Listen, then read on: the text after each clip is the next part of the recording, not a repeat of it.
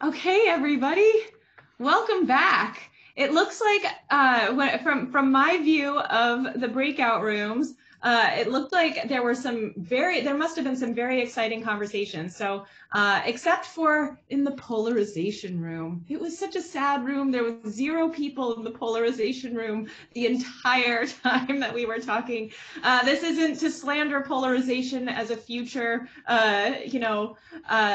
pathfinder for CGM science. It's just probably reflective of our lack of expertise in these kinds of techniques. But I would be really excited now for the people who were leaders of their room. Hopefully you identified yourself, or if you didn't decide in advance, go ahead, just put your hands up.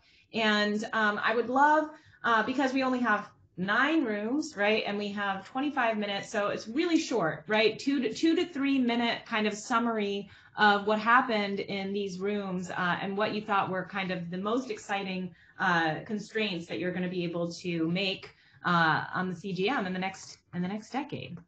All right, so I'm seeing some hands already, and I'll just go in the order in which they're raised. And so we'll start with Fari.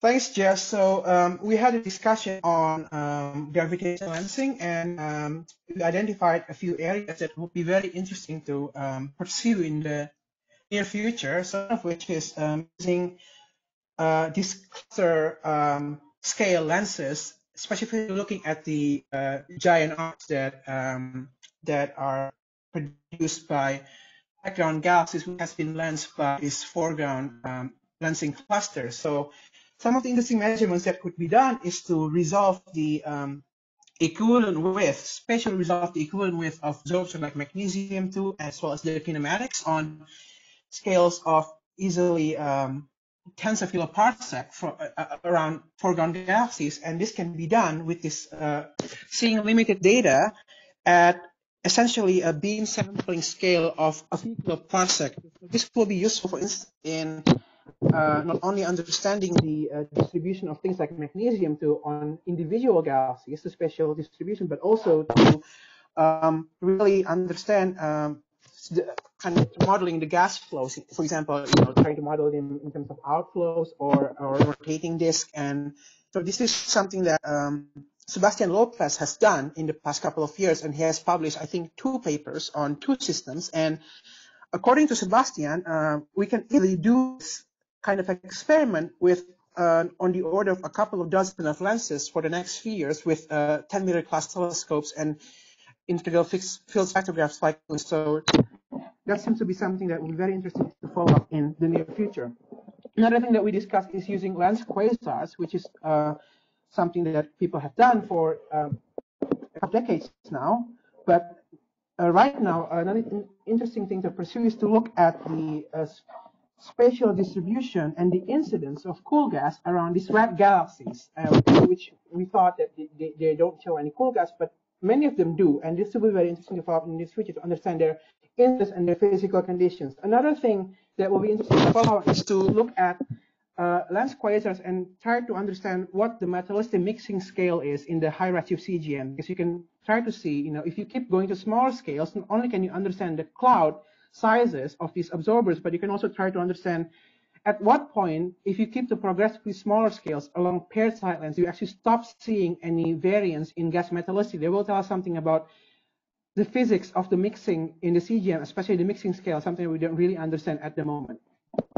Excellent. Thank you so much. Yeah, there's tons of exciting stuff, everybody. I apologize for the rudeness of the reaction faster, but that's what I'm going to give you if you start going over 2 minutes. All right, so let's move on quickly. Next, we've got Young Zheng. Yeah, thank you. So there was Claudia Secon's markers and also Michael Stan's in my room, and we talk about 3 things. First is in the sub-millimeter, we talk about like different tracers and CO, for example, and there we realized that there are a lot of things can do with sub-millimeter, especially that it's really powerful, can still resolve a lot of structures even at higher redshift. And a few things we identify are line ratios, for example, and metallicity, and also the mass of all those molecular line tracers. And then we move on to talk about H1, and Michael and Marcus bring up this point that through the H1 continuum, we can measure the magnetic field strength and also the polarization. This might be one of the few situations we mentioned polarization. So that is kind of exciting. And especially for stuff very near the disk, perhaps we can measure the morphology of the magnetic field. This is something that might be interesting. And eventually we start to talk about H1 21 centimeter emission lines. And this will be really powerful with a lot of SKA pathfinders, which can resolve down to very small scales. But it does have a limitation that it is very limited to nearby stuff, like at very low redshift. And it's powerful at resolving the structures of high velocity clouds in the Milky Way down to, I don't have the good numbers in mind, maybe a few hundred parsec probably. But it gets really hard if you want to extend beyond the local volume in general. And then finally, Michael Stan bring up a really important point, which is a pipeline development, which is something we did not talk about at all in this conference. But I do think it's important because we do have a lot of data sitting there, but we have not talked about how to best use the current data and how to best develop a pipeline to make sure that all the signals can bring to life. So I think this is something valuable to talk about in addition to thinking about future missions. That's all. Perfect. Thank you, Young. That was well timed as well. My timer didn't even go off. You had 10 seconds left. Okay, so the next hand that I see is Lee Armas. Okay, thanks, Jess. So we had a good discussion. We opened up a little bit about sort of the basic diagnostics. So the infrared, if you consider it from the near infrared to the far infrared, from the mid infrared to the far infrared, has sort of wealth of diagnostic tools. So we sort of went through those a little quickly. And it's very powerful because it sort of gives you the causes and effects for all the sort of processes that we've been talking about. So we're able to measure not only the driving mechanisms and the energy input, but the effects that that energy input has on the ISM and the CGM, and that sort of interface between galaxies and their local CGM. So there's heating, cooling diagnostics of the atomic gas. You can measure outflows, mass outflow rates, both in emission and absorption. You can get direct traces of the dust, and that's the small grains and the large grains. And those small grains, those PAHs are very fragile markers, and that's very important of the interface between the photoionized region and the molecular clouds. And you have access to all these lines of warm molecular gas as well. So not only the sort of huge range of ionization of the atomic gas, but this warm molecular gas, which is exactly where the impact of the feedback is happening on the star-forming gas. So if you want to talk about finding the sources of the energy input, and you want to talk about the effects of the energy input on the star-forming gas and quenching and what it's doing to that gas, the infrared is the perfect place to look. So we sort of went through all those diagnostics, and it gives you the energetics and it gives you the dynamics as well. And so we spent a little time at the end talking about sort of the exciting sort of future. So there's a lot of effort going on to expand IFUs on large telescopes on the ground. There's work to get new generation of AO-assisted IFUs on Keck, like Liger. And then there's MIRMOS, which is what Glenn was telling us about on Magellan, which is a much larger non-AO fed IFU in the infrared to study the sort of CGM on much, much larger scales, 100 times what you could get with OSIRIS. And of course, next year we're getting JWST. So we're going to have near infrared and mid infrared IFUs to study the outflows and feedback in local galaxies in a high redshift. So it's going to be an exciting time. So we'll talk a little bit about that on Wednesday, I think, as well. Wonderful. Thank you so much. That is incredibly exciting. Okay, so next hand that I see right is Chad Bustard. Great. Yeah, well, we had a nice conversation in the gamma ray room, and gamma rays, as we discussed, are tracers of cosmic rays. So they're, if you're interested in cosmic rays for all the various implications they might have for the CGM, you should also be interested in gamma ray detections or non-detections.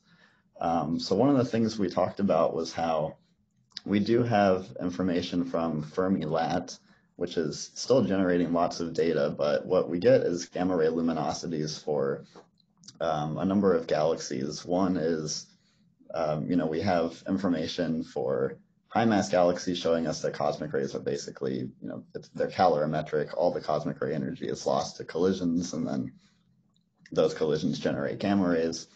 But there's more scatter at the low mass end for dwarf galaxies, and we're hoping that we get more data points from Fermi or from next generation telescopes in the future, which would be very useful because that gives us a constraint on cosmic ray propagation models and cosmic ray driven wind models. So we're looking forward to that in the future.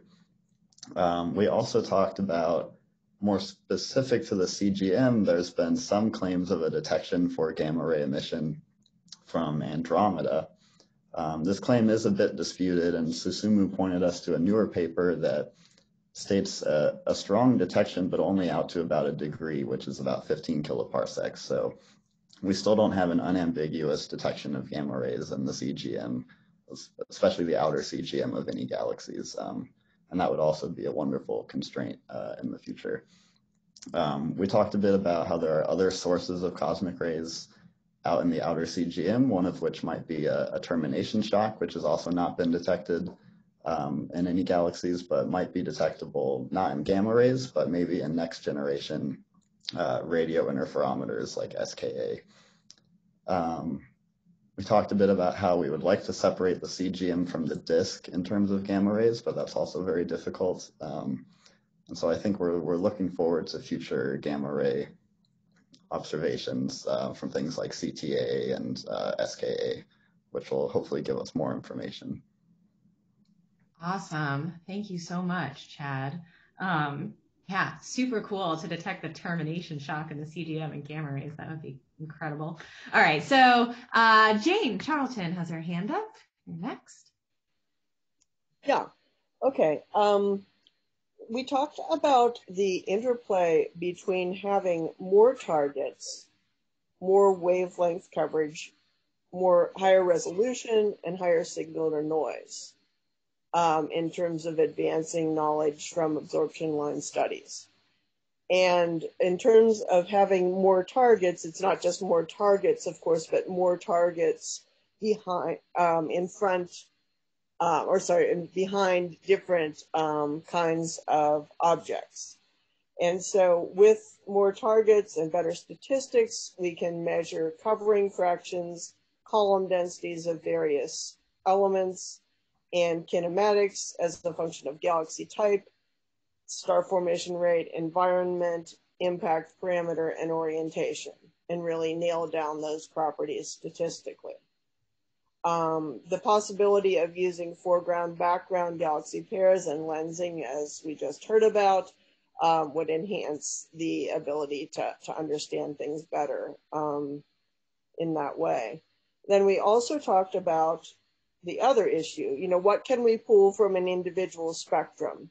Can we improve that? We talked about how high a resolution would still benefit us and kind of came up with somewhere between 100,000, which probably will be happening, and 200,000, which we don't really see in the future, would be useful. And we kind of said, anything in the next decade in the way of advances is going to be ground-based rather than space-based.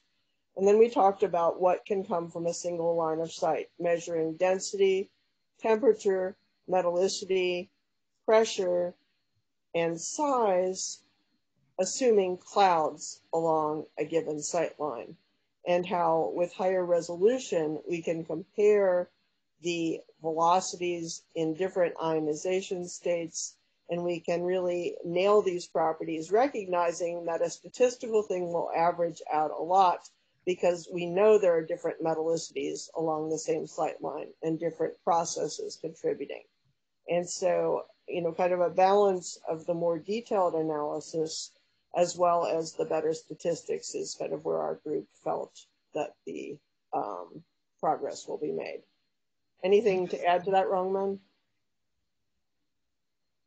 I think he's giving you the thumbs up. So thank you. Thank you so much, Jane. All right. So next up, we've got Zhao Wen. Okay, we are from the Emission group, and we have a relatively large group with 13 to 14 members. Should I say their names? Includes, I'll just read it quickly. I think we can I think we can see them on the list. So don't waste your time with the names. Just head right into it. Good. Okay. So I think we all agree that this is a very exciting time to be able to see diffuse circumgalactic gas in emission that has been demonstrated by the recent wide field integral field observations. And in terms of key observables, the general thinking is we are able right now to do this right now to measure the size of the line emitting structure. And also a straightforward measurement will be surface brightness profiles and coupled with velocity measurement based on line centroid. Also, we should be able in the recent near future to determine metallicity map, combining multiple line detections based on line ratios. And we also recognize that there's a dichotomy between low redshift and high redshift studies. In high redshift universe, nearly all observations are based on resonant line transitions, and that has non-negligible degeneracy between the underlying gas structure and also the radiative transfer, detailed radiative transfer physics. At low redshift, we can detect nebula line emissions that are, the interpretation are more straightforward. We can determine ionization structure, density, and also metallicity more robustly.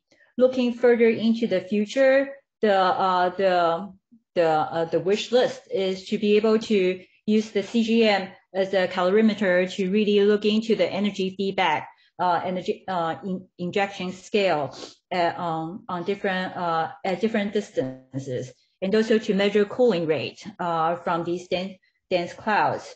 Ideally, we would like to see the 3D structure in terms of the geometry of the cold phase, and also the filling factor of dense clumps.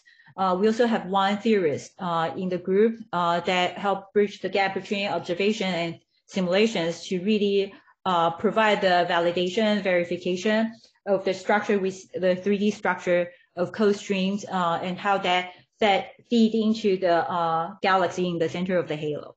So I think that's I should also mention that there are quite a few, okay, speed up. I just want to mention that there are many new instrument concepts that in addition to Miramars we hear about. We also heard about Phobos from Joe Burchett that's being planned for Keck. Thank you so much. That was great. Yeah, you guys had, I think, by far the most popular room, if that says anything about the future of CGM observations. Okay, so next up, Brian. Hi. Yes. So we were in the Sunyaev-Zeldovich Effect room, and we had a small but excellent group. And I'm in particular, we had Nick Battaglia, who's was able to answer all of our questions. So SC, of course, has the promise of percent level density and pressure profiles for halos of potentially down to 10 to the 12 solar masses, out to several times the virial radius. So we thought that was really important. And there are constraints out there now, and more coming soon with things like Simon's Observatory, CMBS4, CCAT Prime. These instruments will improve the resolution and also provide more frequency coverage for improved separation, and as well as sensitivity. So some of the interesting questions that could be tackled were, for example, the revolved around particularly the sensitivity of density and pressure at large radius in the SC measurements. So it's particularly good at measuring, for example, the AGN feedback. Thermal SC in particular is like a calorimeter. This point was made before, but really because of the long cooling time of the hot gas at large radius, it bears a memory of all of the energy input into the hot gas. And could be combined with other pressure sensitive probes like emission or absorption to get a better probe of the to help use the SC pressure measurements then to constrain to help feed into things like emission and absorption probes. Another thing we talked about was the fact that the KSZ effect is sensitive to velocities, and so your potential to measure rotation of halos, their motion in a variety of ways, and maybe talked a little bit about combining that with IFU measurements of the galaxy to see the connection between the rotation of the halo and the galaxy. Of course, one of the issues with this is that these measurements are that, particularly for the low mass halos, they come from stacking many galaxies. And so one of the things that's required is good surveys, which go down to low mass galaxies, which cover large, which have many galaxies per degree, per arc minute. So highlighted the need for improved surveys. And then there was also some discussion about instruments which could focus, which had smaller, higher resolution, but smaller area. And so would maybe be good for combining with the larger surveys. Awesome. Thank you, Greg. That's good. That's your time. All right. But this is great. I'm noticing a theme in that, like, combining multiple, observational domains will obviously lead to the best constraints, and that's wonderful. All right, Ben, you are up next. Okay, thank you, Jess. Yes, the X-ray group, I think, had the most people, 18 people, and maybe that's because of half of all baryons are at least 10 to the 5 Kelvin. We've known that for, since like Chen and DeVay 20 years ago.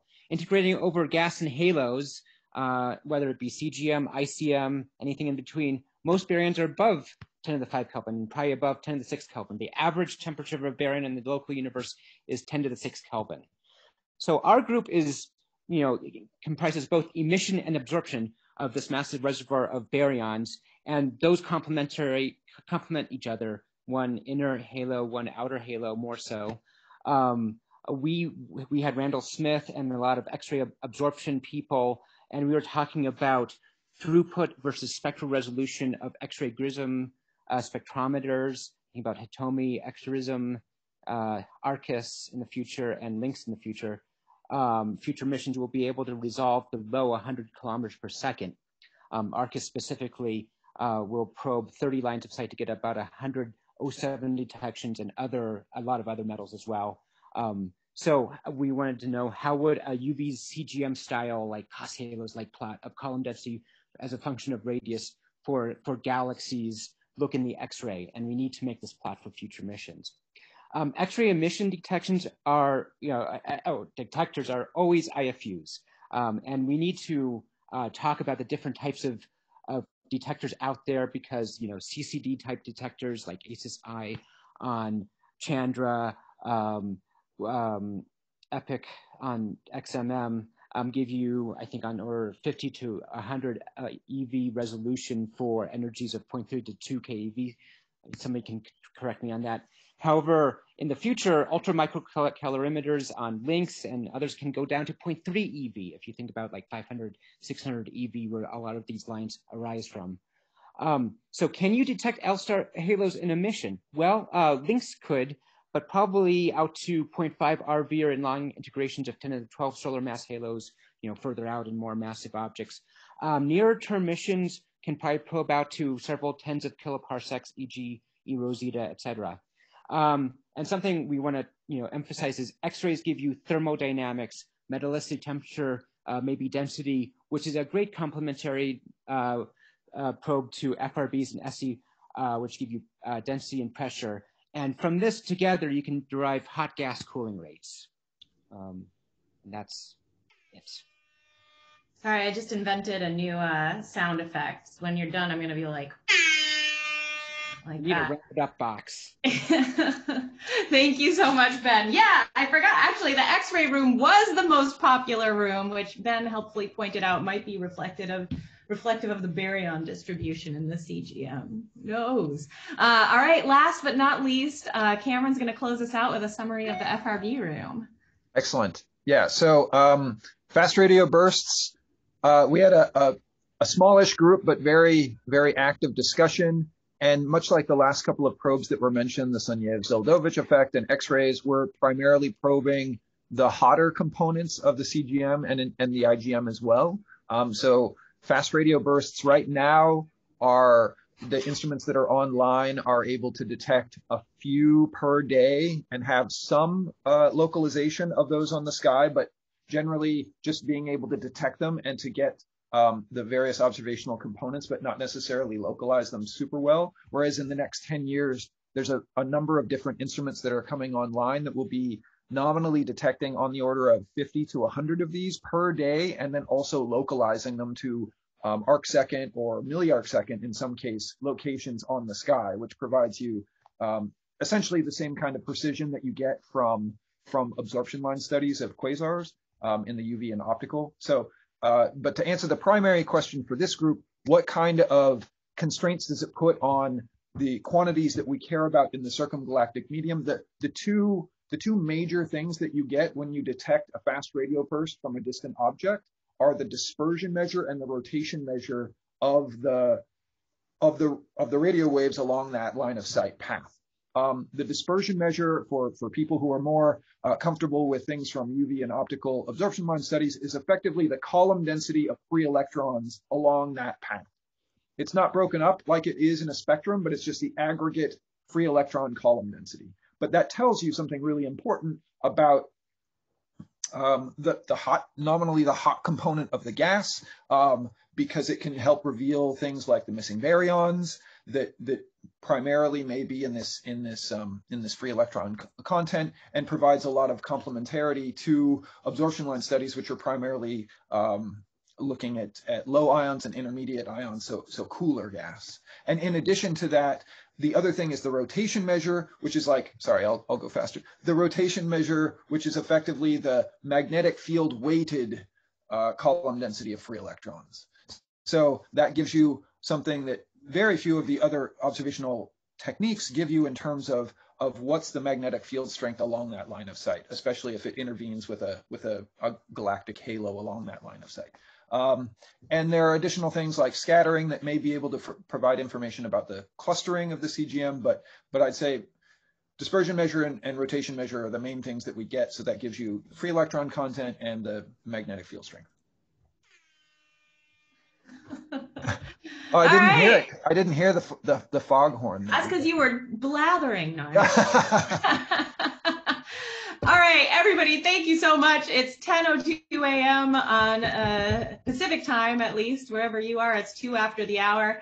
It's time to wrap up what was, I think, an incredibly exciting discussion. Thank you so much, everybody, for participating. I know that throughout the entire week, we're going to be able to incorporate elements of this in the various discussions that are happening. We'll revisit all of these observational domains and the physical parameters we're trying to constrain on Friday. But in the meantime, can't wait to see you tomorrow for Chris Martin's talk and the panel discussion to follow.